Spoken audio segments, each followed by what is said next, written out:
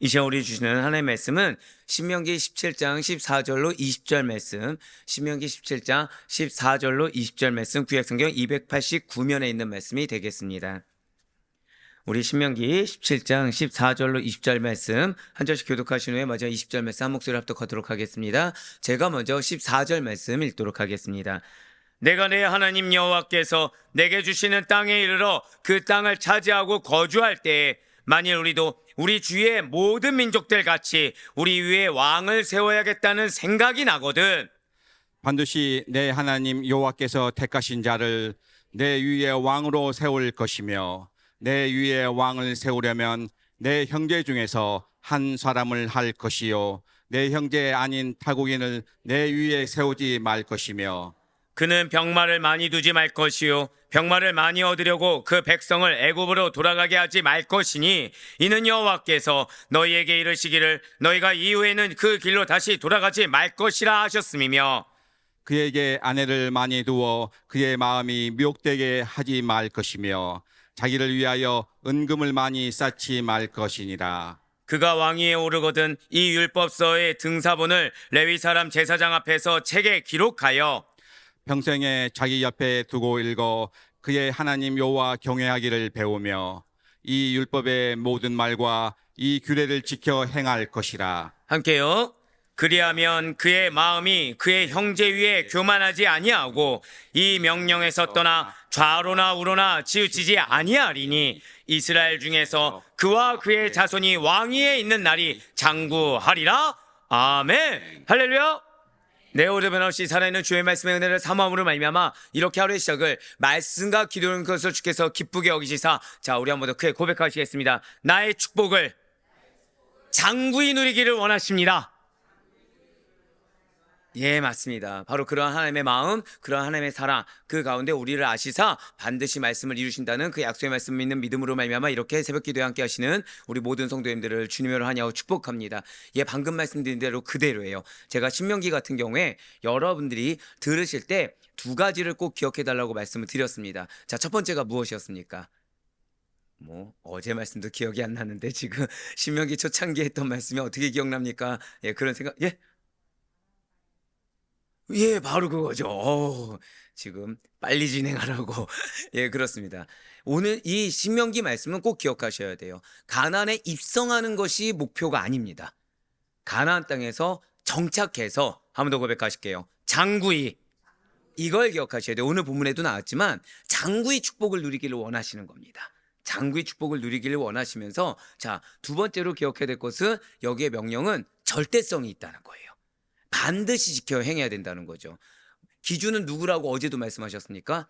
말씀이라는 거를 말씀해 주셨다는 거예요. 자, 지금 그렇습니다. 우리는 지금 신명기 12장부터 26장까지 어떤 말씀이라고요? 신명기 법전, 일명 신명기 법전이라고 일컬어지는 절대성과 강제성을 가진 이 말씀에 대해서 은혜 받고 있습니다. 지금 신명기 법정은 이스라엘 백성들이 반드시 지켜야 될 기본 율법 조항들을 제시하고 있어요. 그 가운데 16장 18절부터 20장까지의 말씀은 이스라엘 백성들이 가나안 땅에서 반드시 지켜야 될 정치와 사법 관련 규례들이 언급되고 있다는 거죠. 자, 지금 우리가 살펴보고 있는 부분은 어떤 부분이라고요? 정치와 사법 관련 규례들이라는 것입니다. 그 가운데 어제는 재판 소송에 대한 규례였습니다. 근데 오늘 본문은 신명기 17장 14절에서 20절까지의 말씀으로 약간 좀 의아한 말씀이에요. 장차 도입될 왕정제도와 관련하여 왕에 대한 규례가 나타나 있다는 거죠.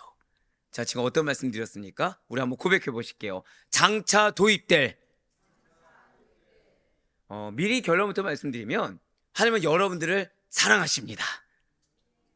그래서 여러분들을 너무 잘 아심에도 불구하고 사랑하십니다. 이걸 기억하셔야 돼요. 자, 여러분들을 사랑하시는데 어느 정도로 사랑하신다고요? 잘 아심에도 불구하고 사랑하십니다. 이게 무슨 뜻인지 오늘 말씀이 우리에게 말씀해 주고 있다는 거예요. 사랑하는 성도님들, 어떻게 말씀 잘 지키고 계십니까? 아니면은 잘 못 지키고 계십니까? 자, 못 지킨다고 말씀하셨죠? 그럼 한 번 더 여쭤볼게요. 못 지키는 겁니까? 안 지키는 겁니까? 자, 이 웃음에서 벌써 정직한 여러분들을 사랑합니다. 못 지키는 게 아니라 안 지킵니다. 알아요. 아는데, 자, 여러분들 하라고 한 거 하십니까? 하지 말라고 한 거 골라 하십니까? 예. 이쪽, 예, 상당히 순적하시네요. 예. 예. 분명 하지 말라고 한 게 뭔지 알아요. 하나님 나에게 뭘 요구하시는지 알고 있습니다. 근데 하나님이 요구하시는 것보다는 내가 하고 싶은 대로 하지 말라고 한 것만 한다는 거죠. 자, 우리의 표정 은혜로워야 됩니다. 아멘도 안 나오네요, 이제. 근데 상황 앞에서 누구 앞에서 항상 은혜로울 수 있습니까? 아니면 얼굴에 불쾌감이 나옵니까? 불쾌감이 나오죠. 자, 그럼 나는 이거를 지금 내 얼굴에서조차 은혜로워야 된다는 것을 몰라서 그러는 겁니까? 알면서도 어쩔 수 없다고 치부하고 하는 겁니까? 알면서도 어쩔 수 없다고 치부하고 하는 거죠. 그런데 하나님은 그런 우리를 알면서 말씀해 주신다는 거예요. 이럴 땐 또 아멘이 잘 나오는 거죠. 그러면서 그런 상황에서조차도 고백하실게요. 불순종하는 상황에서조차도 지켜야 될 말씀을 주십니다. 바로 오늘 말씀이 그거예요. 즉, 그러면은 불순종하는 상황에서조차 주시는 말씀은 반드시 지켜야 되는 것입니까? 이것마저 어겨야 됩니까? 반드시 지켜야 된다는 거죠. 여기서 웃을 수가 없어요. 왜요? 반드시 안 지키면 어떻게 되는 겁니까? 어제 안 지키면 뭐 해쳐야 된다고요? 극형에 쳐야 되는 것처럼 안 지키면 멸망당하는 겁니다. 예, 맞습니다. 절대성을 지금 주고 있다는 것은 이것이 마지노선이라는 거예요. 이 이상 더 이상 타협해서도 안 되고 이 이상 더 이상 불순종해서도 안 된다는 거죠. 구체적으로는 지금 왕이 될 수 있는 자격, 자, 고백하실까요? 자격. 그리고 왕이 해서는 안 될 금기사항 고백하시겠습니다. 금기사항. 그리고 왕이 마땅히 해야 될 의무사항 고백하실게요. 의무사항. 오늘 이 세 가지 기억하셔야 돼요. 즉, 뒤에 나오겠지만 이스라엘의 왕은 누구십니까? 하나님이시죠. 근데 그 하나님이 왕이심에도 불구하고 이들이 불순종할 거 알고 계십니다. 이들이 우리는 이미 결과를 알고 있지만 아무리 이렇게 말을 해도 너희는 주변을 부러워하면서 부러워하지 말아야 될 대상을 부러워하면서 방금 뭐라 말씀드렸죠? 부러워하지 말아야 될 대상을 부러워하면서 참고로 이 전제는 내일도 나오고 내일 모레도 나옵니다.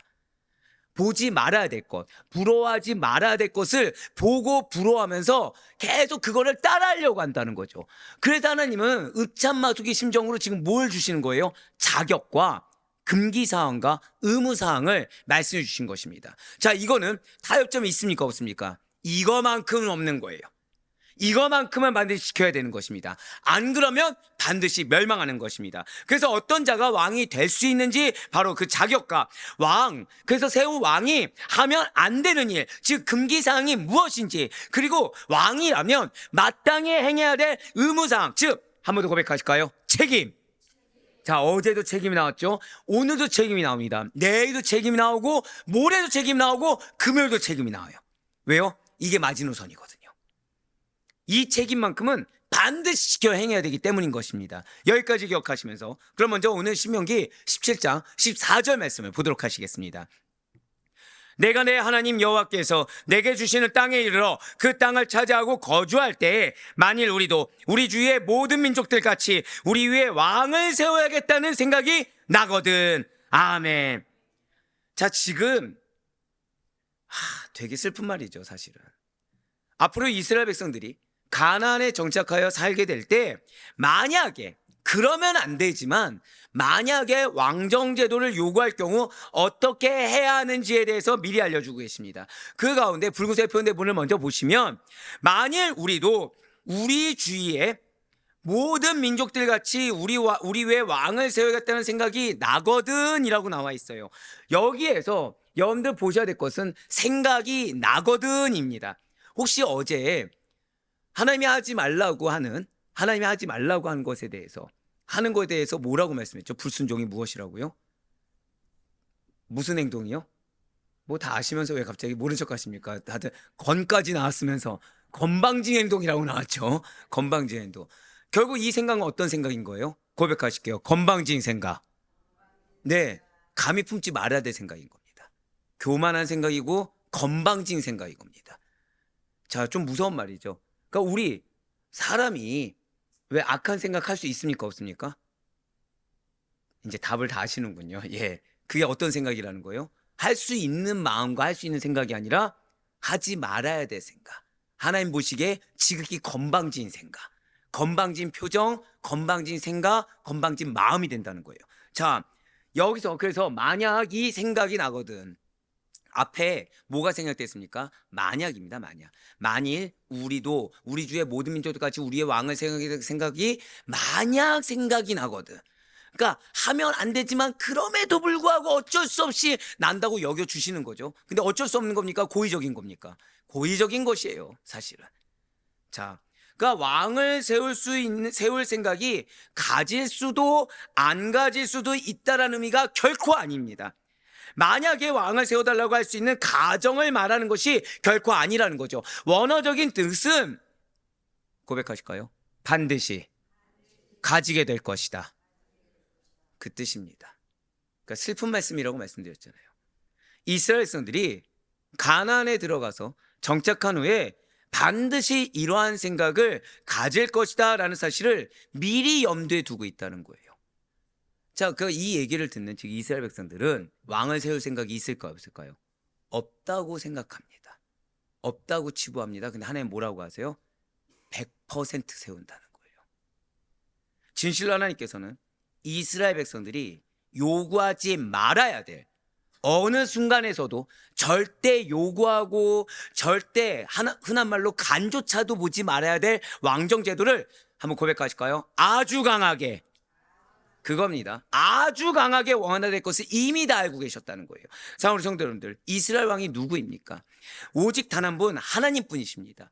이스라엘 백성들은 자신의 유일한 하나님이신 하나님 아버지를 절대로 믿으며 하나님께서 자기 백성에게만 허락하신 율법을 기준으로 허락된 나라, 허락된 지역, 허락된 백성들을 잘 다스리면서 순종하며 나아가면 된다라는 거예요. 분명 하나님께서 출애굽을 허락하셨고 애굽의 노예에 불과한 자들에게 가나안이라는 젖과 꿀이 흐르는 땅까지 허락하시고 또 안겨주지 않으셨습니까? 그럼에도 불구하고 이스라엘 백성들은 만족하지 못하더라는 거예요. 자신들이 가지고 있는 것, 정확히는 자신들이 가질 수 있도록 허락해 주신 것을 보면서 만족하기보다는, 감사하기보다는 다른 이웃 나라와 비교하면서 나에게 없는 것이 무엇인지를 굳이 알아보고 굳이 필요 없는 왕을 요구하기 시작했다는 거죠. 즉 이미 이제 내일도 나오고 내일 모레도 나오지만 이미 만족할 만큼 주셨습니다. 근데 굳이 내가 누리지 못한 것만 보는 거예요. 굳이 누구하고 비교해서요? 옆하고 비교해서. 왜 저 가정은 이런 게 있는데 왜 내 가정은 이게 없는 거야? 왜 저 사람은 이런 걸 누리는데 왜 나는 이런 걸 못 누리는 거야? 왜 저 사람은 이런 인정받고 사랑받는데 왜 나는 인정받고 사랑받지 못하는 거야? 왜 같이 일을 했는데 왜 나는 이만큼밖에 없는 거야? 라고 굳이 이미 누리고자 이미 허락된 것이 많은데 언제하고 비교하면요? 애국과 비교하면, 이미 애국과 비교하면 지금 현재 내 위치가 비교조차 할 수 없을 만큼 은혜를 주셨는데 그 은혜 주신 위치를 보는 것이 아니라 굳이 비교하지 말아야 될 대상과 비교하면서, 그러면서 과거를 어떻게 해요? 미화시켜 가면서 현재는 어떻게 해요? 자, 우리 이미 머리로 알고 있죠. 현재 나의 상황은 주님께서 나에게 주신 가장 선하고 합당한 상황입니다. 믿으십니까? 근데 현재 상황에 대해서 감사가 없는 거예요. 계속 문제만 보는 겁니다. 그러면서 요구하기 시작하는 거죠. 뭘 요구합니까? 갖지 말아야 될 걸 요구하는 거예요. 근데 이게 언제도 나온다고요? 내일도 나오고 내일 모레도 나옵니다. 영역만 다를 뿐이지 결국 무엇이죠? 요구하지 말아야 될 것을 요구하는 영역이 계속해서 왕, 종교, 경제, 이스라엘 백성들이 계속 그러더라는 거예요. 전능하신 왕이 누구십니까? 어려운 질문이었군요. 자, 1번 다윗, 2번 사울, 3번 하나님. 탁월하십니다. 어려운 답을 맞춰주셨어요. 정답은 3번이죠. 그럼 이미 이 소유한 백성들, 이스라엘 백성들은 이미 소유했다라는 거예요. 이미 전능하신 왕 하나님을 이미 소유한 백성들입니다. 그런데 지금 이웃나라에 있는 세상의 왕이 없다고 울상을 짓고 있는 것입니다. 사랑하는 성도님들, 이게 아내분들에게만 여쭤볼게요. 집에 어떻게 냉장고 있으십니까? 예, 되게 당연한 질문이죠. 예, 정말 당연한 질문이죠. 근데 남편이 갑자기 아내를 들드볶기 시작하는 거예요. 왜 우리 집은 아이스박스가 없어? 왜 우리 집은 아이스박스가 없는 거야? 아, 여보, 냉장고가 아니, 냉장고는 알겠는데 왜 아이스박스가 없어? 자, 어디서 쓰려고요? 집에서 쓰려고. 자, 지금 아이스박스를 어디서 쓰려고요? 집에 뭐가 있는데? 이제 냉장고가 있는데 집은 지금 뭘 막 앙알대고 있다고요, 남편이? 아이스박스를 내놔! 옆집 보니까 아이스박스가 있더라. 왜 우리 집은 아이스박스가 없는 거야? 아, 여보, 냉장고가 있는데 왜 아이스박스를 원해? 옆집에 있잖아! 이러고 있는 거예요, 지금. 아, 여보, 옆집은 냉장고가 2칸인데 우리 집은 4칸짜리야. 이거면 충분하지 않아? 아, 나는 그딴 거 모르겠고, 옆집은 지금 아이스박스가 있으니까 우리도 아이스박스가 있어야 돼. 아이스박스를 내놔! 이러고 있는 거예요. 그럼 남편에게 뭐라고 하시겠습니까? 야, 우리 남편, 우리 집에 없는 걸 기가 막히게 잘 찾아냈구나. 필요하니까 사줘야겠다라고 하시겠습니까? 이 미친 인간이라고 하시겠습니까? 예. 그쵸, 예. 지금 누군가 하지 말아야 되는 거 있어요. 지금 옆집은 2칸짜리인데, 우리 집은 몇 칸짜리라고요? 4칸짜리 냉장고가 있는데, 지금 어디 나가겠다도 아니고 집에서 못 쓰려고요? 아이스박스를 집에서 쓰겠다고. 별반 차이가 없다는 거예요, 지금. 옆 나라는 없는 하나님을, 비교조차 할 수 없는 하나님을 소유했는데, 그 하나님은 난 모르겠고, 원래 있었으니까 당연하고, 나는 이 이웃집에 있는 그 아이스박스가 반드시 있어야 된다고 징징대고 있다는 거죠. 여기서 특별히 우리가 주목해야 될 것이 있습니다. 그것은 이스라엘의 왕정제도 도입이 하나님의 뜻에 의해서가 아니라, 지금 오늘 본 말씀을 보시면 백성들의 요구에 의해서 이루어질 것으로 묘사되고 있다는 사실이에요. 지금 즉 하나님이 너희에게 줄게라고 한 것이 아니라 이스라엘 백성들의 요구에 의해서 이루어질 것이라고 오늘 본 말씀은 묘사되고 있다는 거죠. 맞습니다. 이스라엘의 왕정제도 도입은 하나님께서 진정으로 원하시는 바가 결코 아닙니다. 그럼에도 불구하고 이스라엘 백성들이 왕을 요구하는 이유가 무엇입니까? 혹자는, 그 인본주의자 철학자들 같은 경우에는, 역사가는 이런 말을 합니다. 이스라엘 백성들이 몇 년 동안 노예 생활을 했죠? 400년 동안 노예로 살아온 그 애국과, 그리고 장차 들어가게 될 가나안에는 이미 왕들이 있었기 때문에, 그들이 400년 동안 익숙한 게 뭐예요? 왕 밑에 있었다. 그 다음에 내 주변 환경이 뭐예요? 다 왕이 있었다. 그러니까 그런 환경 가운데 놓인 이스라엘 백성들이 왕을 요구하는 것은 그렇게 큰 잘못이 아니라는 것입니다. 자, 이거 맞습니까? 틀립니까? 고백하실게요. 환경 핑계를 대서는 안 됩니다. 우리가 어떠어떠 환경 때문에 라고 얘기한 것이 이거랑 동일합니다. 내가 지금 이런 환경 때문에 어려워서 이거 불순종했습니다. 그게 이거랑 동일하다는 거예요. 가나안에 내 이웃나라 왕들이 있었기 때문에 나도 왕이 필요합니다. 이 얘기랑, 나는 400년 동안 애굽의 노예로 있었기 때문에 왕이 필요합니다. 이 얘기랑, 나는 이러이러한 환경 때문에 내가 불순종합니다. 나는 이걸 순종할 수 없습니다. 얘기랑 동일하다는 거죠. 근데 우리는 앞에 두 사례는 어떻게 그럴 수 있어라고 하면서 내 상황 되면은 너무 아무렇지 않게 환경 탓이 마땅한 근거가 돼버린다는 거예요. 또한 이스라엘 백성들은 애굽에서 왕들의 통치에 이미 길들여져 온 민족이었기 때문에 왕을 요구하는 것이 당연하다는 것입니다. 이것 또한 맞습니까? 틀립니까? 틀리죠. 한번 고백하실까요? 세술은 세부대에, 그렇죠? 세부대가 되면 뭘 담아야 되죠? 세술을 담아야 됩니다. 세수를 담기 위해서 헌부대가 필요합니까? 안 필요합니까? 필요하지 않죠. 절대 아니라는 거예요. 이스라엘 백성들이 왕을 요구하는 것은 전혀 당연하지가 않습니다. 환경 때문이었다고, 익숙하다고 핑계댈 수가 없다는 거예요. 오랫동안 애굽에서 왕대 통치를 받은 익숙함이 있었기 때문이라고 해서, 내 주변 환경에 다 왕이 있다고 해서 이스라엘 백성들이 하나님보다 세상의 왕을 더 원하는 것은 결코 당연할 수가 없다는 것입니다. 한 번 더 고백하실까요? 환경은 근거가 되지 않습니다. 그렇습니다. 오랫동안 그래 왔으니까. 내 주변 환경이 그러니까 계속한다? 아니요. 우리가 살다 보면 관행이라는 것이 생기게 되고 그 관행이라는 것은 점점 쌓여가게 됩니다. 의뢰해오던 일에 대해서 어떠한 가치 판단을 하지 않고 그냥 맞다고 치부해버리면서 설령 아닌 것이라고 생각돼도 좋은 게 좋은 거지, 이전에도 그래 왔으니까 라는 생각으로 안일하게 살아간다는 거예요. 하지만 나에게 익숙하다고 해서 오래 해왔던 전통이라고 해서 다 받아들여도 된다라고 여겨서는 절대 안 된다는 거죠.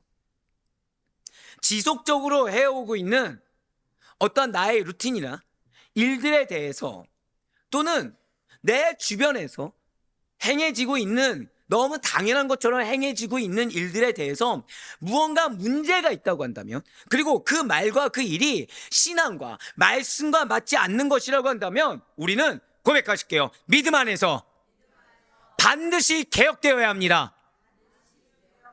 그렇습니다. 믿음 안에서 반드시 개혁되어져 있도록 내 마음부터 새로워지도록 만들어야 된다는 거예요. 한 번 더 고백하실까요? 개혁은, 변화는 마음에서부터 시작됩니다. 쉽게 말씀드릴까요? 여러분들 마음에서 그걸 인정해버리면 안 된다는 거예요. 여러분들 마음에서 어떠한 감정, 어떠한 익숙함, 그리고 어떠한 핑계, 이것을 당연시하면 안 된다는 거죠. 그걸 인정해버리면 안 된다는 것입니다. 자, 우리에게 약속이 있습니다. 믿으십니까?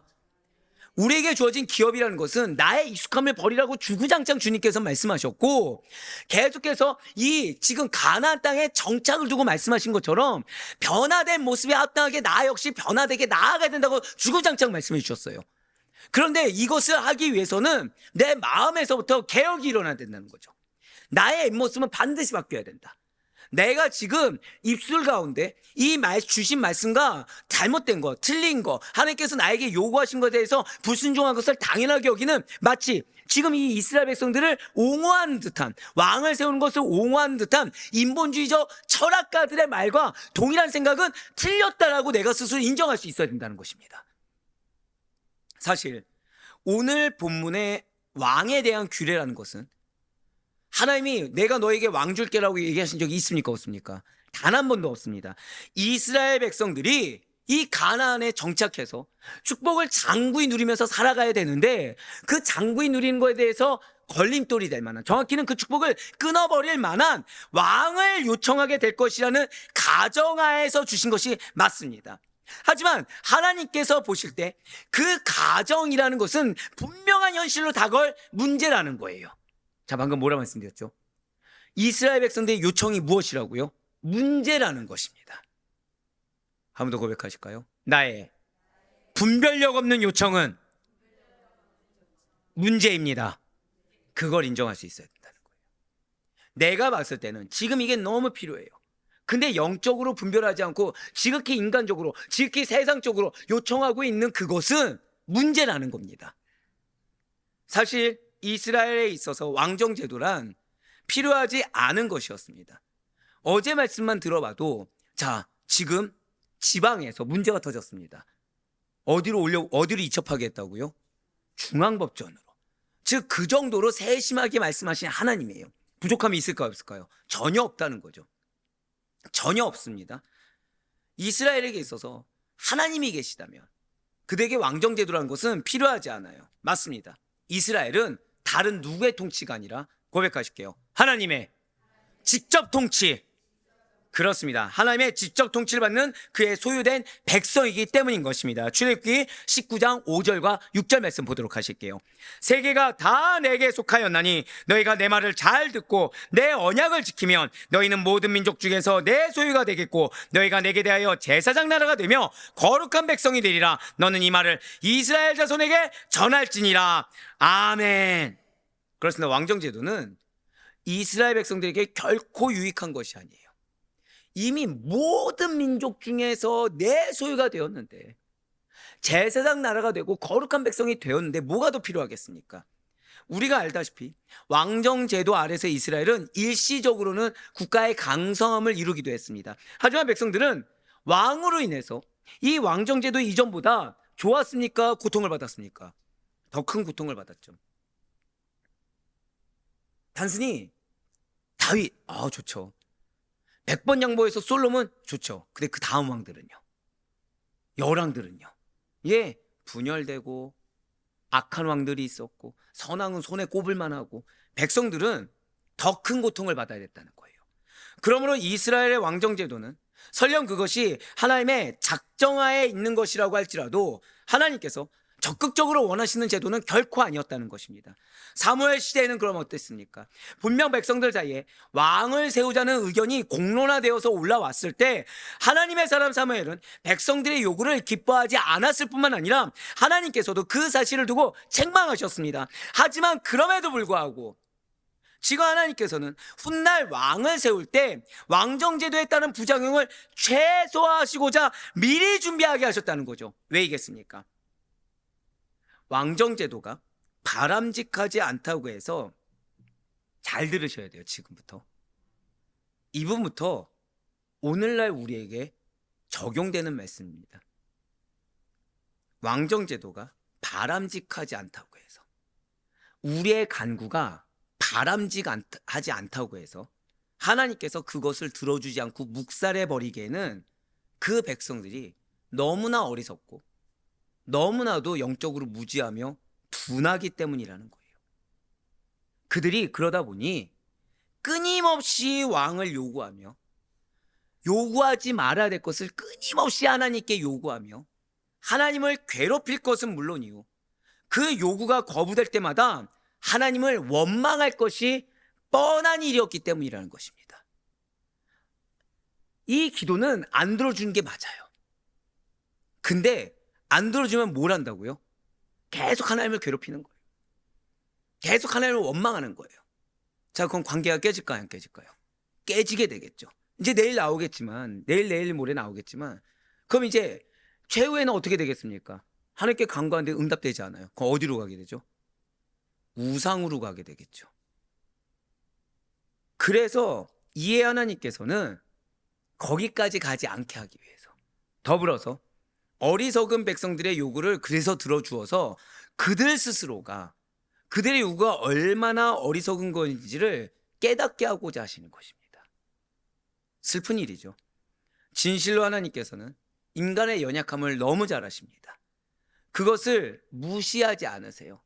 그래서 배려하시는 긍휼의 하나님이십니다.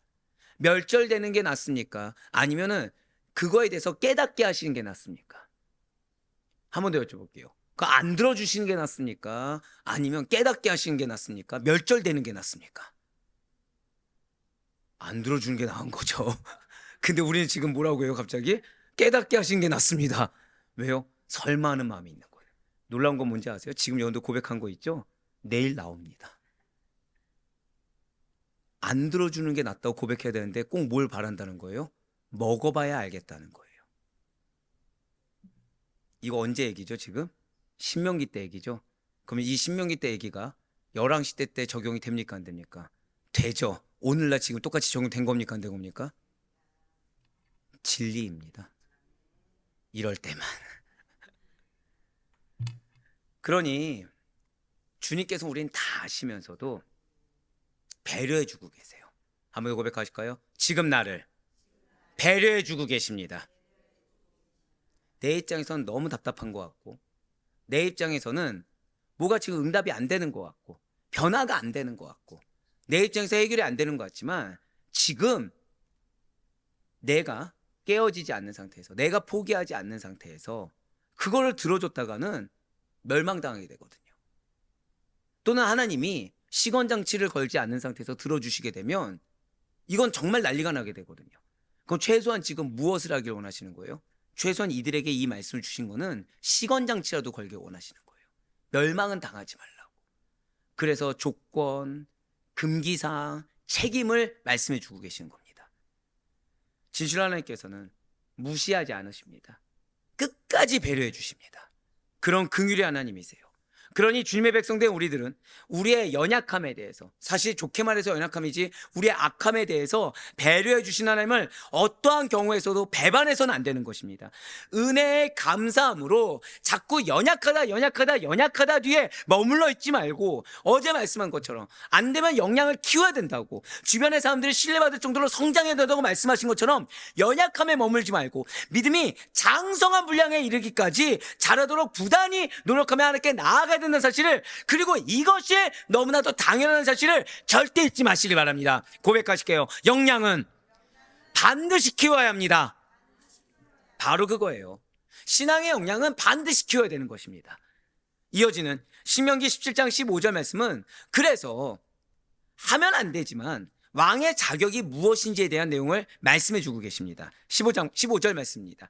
반드시 내 하나님 여호와께서 택하신 자를 내 위에 왕으로 세울 것이며, 내 위에 왕을 세우려면 내 형제 중에서 한 사람을 할 것이요 내 형제 아닌 타국인을 내 위에 세우지 말 것이며. 아멘. 지금 왕의 자격을 두 가지로 요약해서 말씀하고 있어요. 자, 지금 붉은색 표현된 부분을 보시면 첫 번째가 무엇입니까? 여호와께서 택하신 자여야 됩니다. 두 번째가 무엇이죠? 내 형제 중에서 한 사람인 것입니다. 그렇습니다. 진실로 하나님께서는 왕을 세우면 안 되지만 그럼에도 불구하고 세울 걸 아시기 때문에 만약에 세운다고 한다면 당신의 백성을 통치할 지도자를 당신께서 기뻐하시는 사람으로 친히 세우실 것입니다.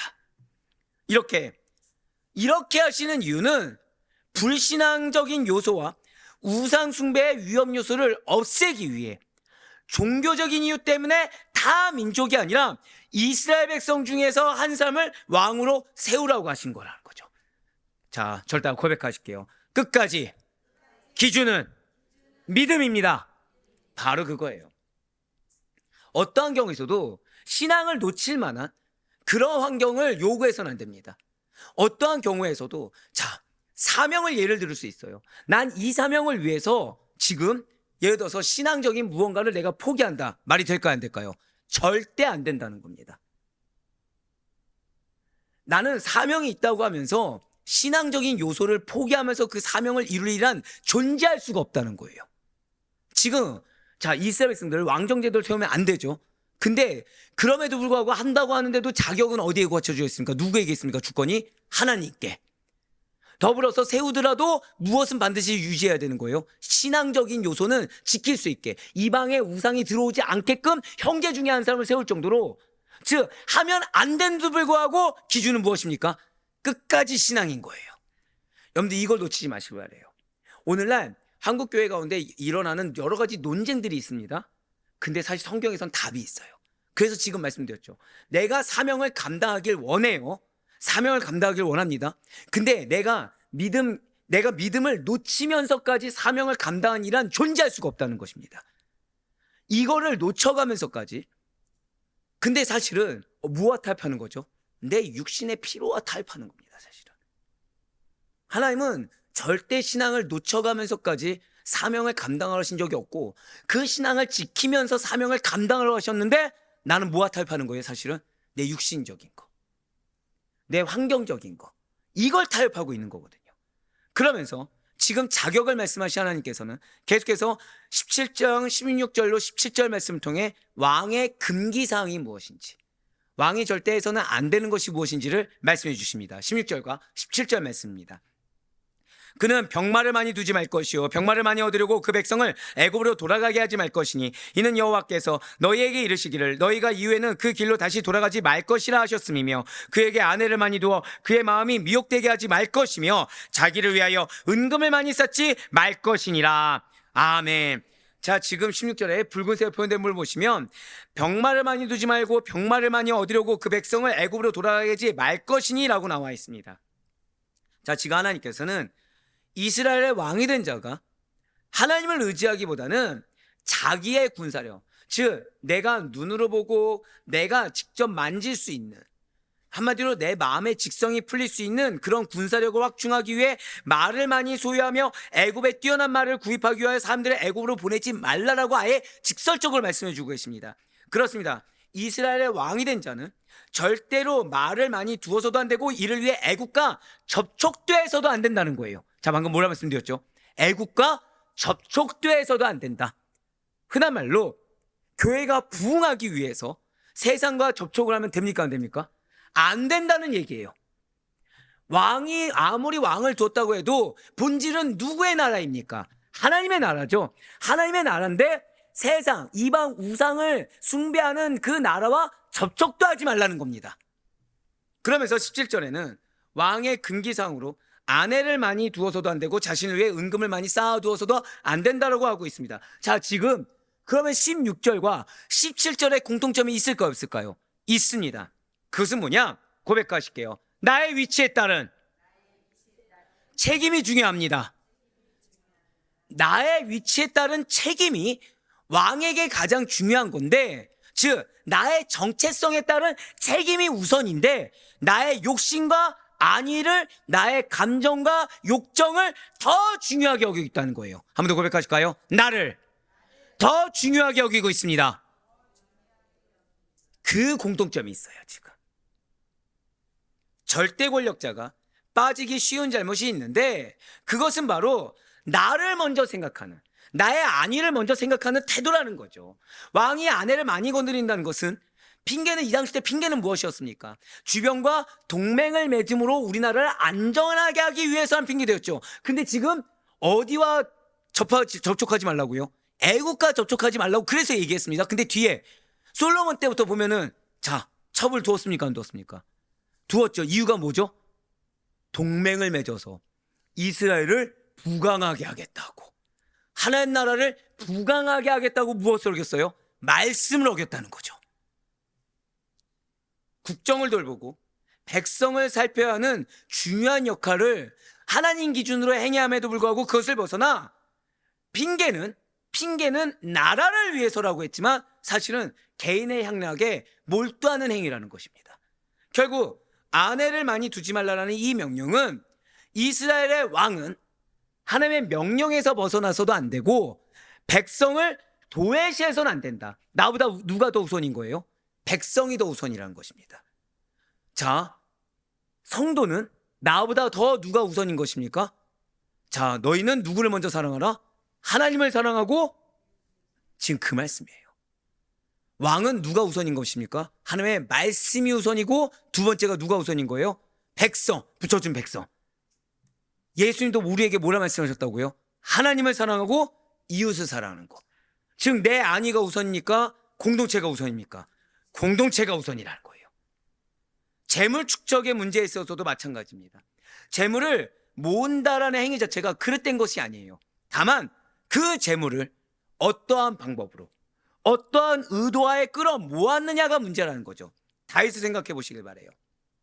분명 다윗은 금은을, 이 재물을 심히 많이 축적했던 왕입니다. 그런데 그 수입은 백성들로부터 거둬들인 것이 아니야 대부분 이웃나라를 원정하며 얻은 것이었습니다. 게다가 그것을 축적한 목적 역시도 하나님을 섬기기 위함이었지 자기의 부귀영달, 자기의 안위를 위함이 결코 아니었다는 거예요. 그렇기 때문에 하나님부터 오히려 칭찬을 받을 만한 일이었습니다. 하지만 그의 아들이었던 솔로몬은 좀 달랐다는 거죠.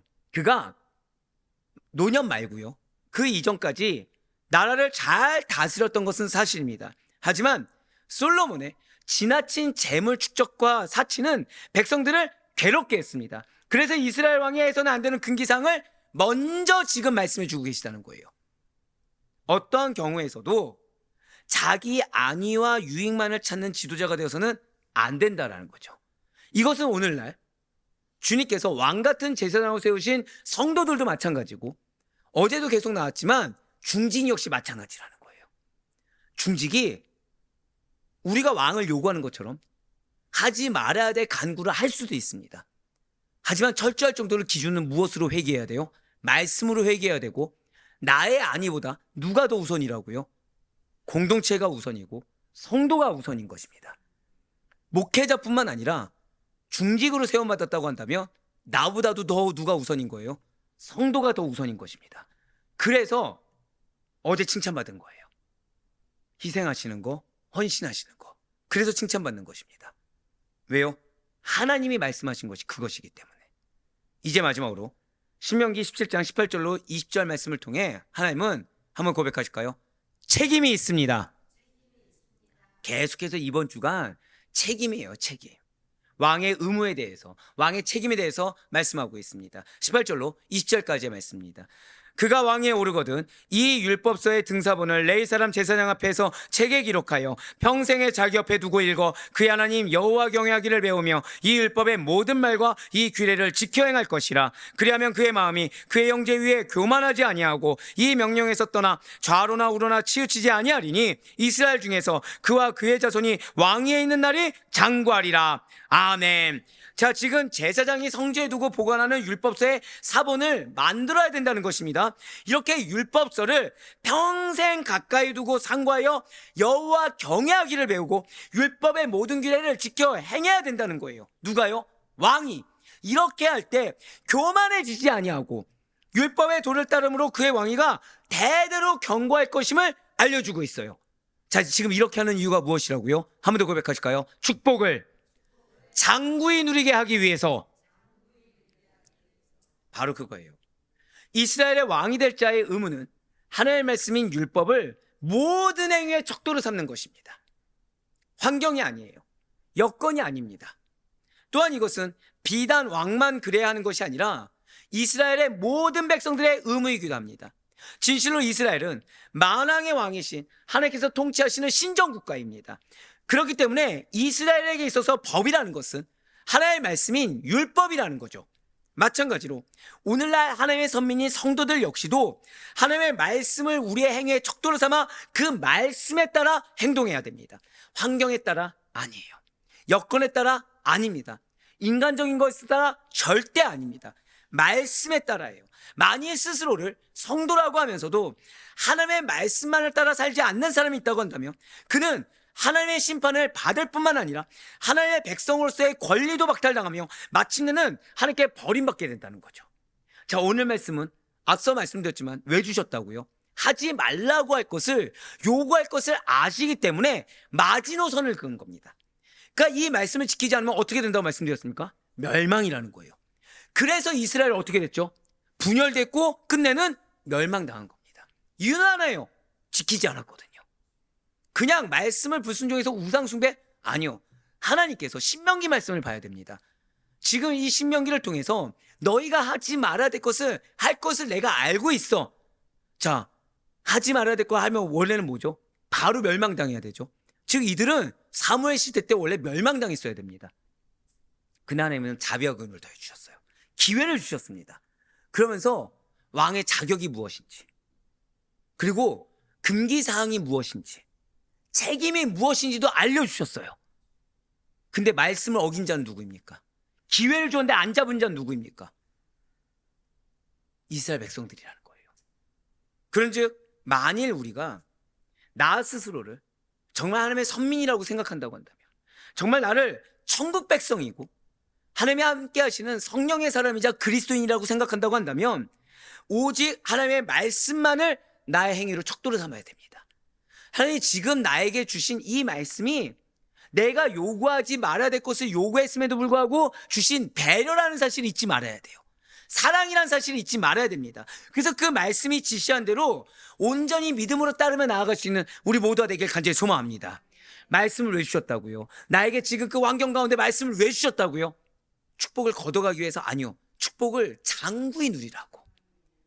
비록 불순종했지만 그럼에도 불구하고 대대로 견고하게 하기를 원하셔서 최후의 마지노선으로 주신 말씀이 지금 이 말씀이라는 사실을, 그 절박함을 느낄 수가 있어야 된다는 것입니다. 우리 성도 여러분들, 오늘 우리는 왕을 세우는 규례 속에 담긴 하나님의 깊은 뜻을 볼 수가 있었어요.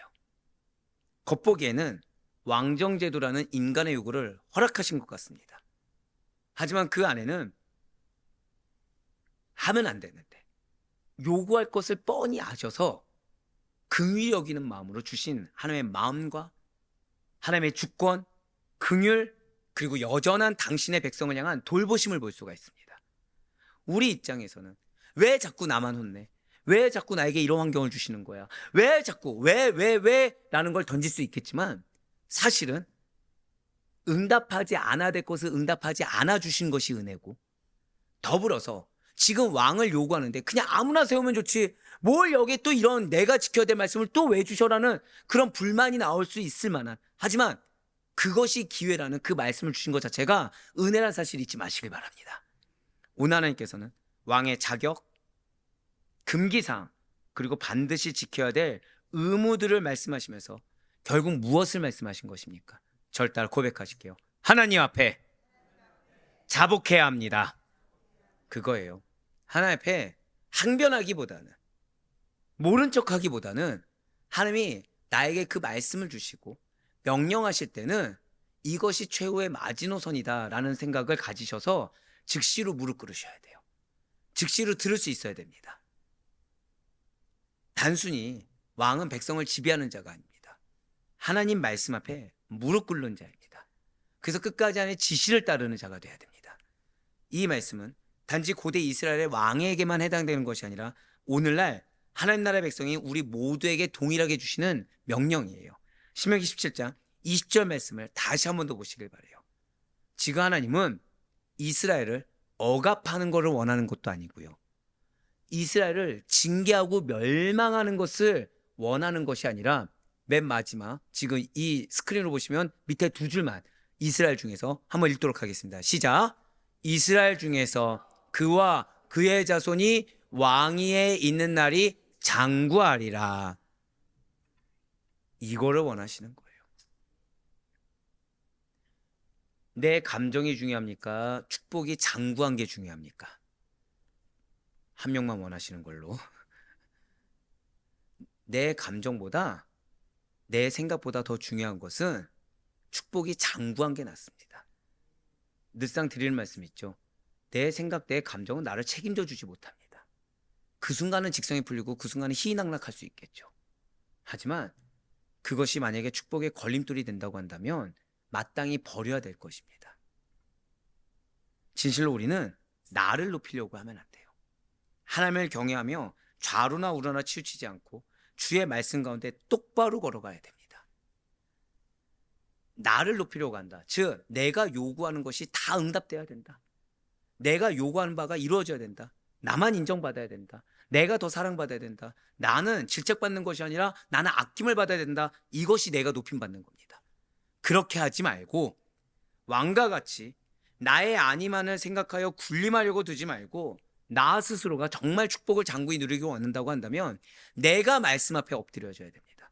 내가 디딤돌이 되어야 되고 내가 미랄이 되어야 되며 내가 초석이 돼서 하나님께서 올려줘야 되는 거지, 내가 원하는 바대로 살려고 해서는 절대 안 되는 것입니다.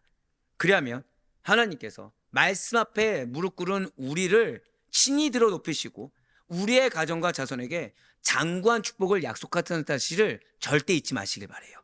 그러니 나의 삶의 어떠한 영역에서 나 스스로가 왕이 되고 있는지를 돌아보시길 바랍니다. 지금 내가 하나님께 요구하는 것이, 하나님께서 요구하지 말라고 하는 것을 요구하는 것은 무엇인지를 돌아보실 수 있어야 돼요. 그리고 지금 이 순간, 바로 지금 이 순간 인정할 것을 인정하고, 자 어제도 말씀 나왔죠. 인정할 것을 인정하고 나의 전 인격을 왕 대신 예수 그리스도의 보좌 앞에 내어드리는 우리가 되시기를 간절히 소망합니다. 하나님의 백성인 내가 오직 하나님의 말씀만을 기준으로 살아가게 나오고 다짐하는 이 시가 되기를 간절히 소망합니다. 그래야 바라옵거니와 온전히 주님의 말씀만을 왕으로 삼는 가운데 하나님께서 영적 분별력을 더해 주시길 바라요. 그래서 내가 지금 요구하지 말아야 될 것을 요구하는 것은 무엇인지, 지금 그럼에도 불구하고 하나님께서 나에게 지금 말씀 주시고 나에게 상황을 주시사 나로 하여금 금기하고 있는 것은 무엇이고 나에게 자격을 갖추길 원하는 것, 즉 어제 말씀처럼 역량을 갖추길 원하는 것이 무엇이며 그 가운데 나에게 책임지길 원하는 것이 무엇인지를 깨닫는 가운데 그 말씀에 아멘으로 순종하는 여러분들의 삶이 주님께서 내려주시는, 그 말씀대로 따르는 자에게는 더해주시는 그 축복된 은혜가 가득할 수 있기를 주님의 이름으로 간절히 축원합니다.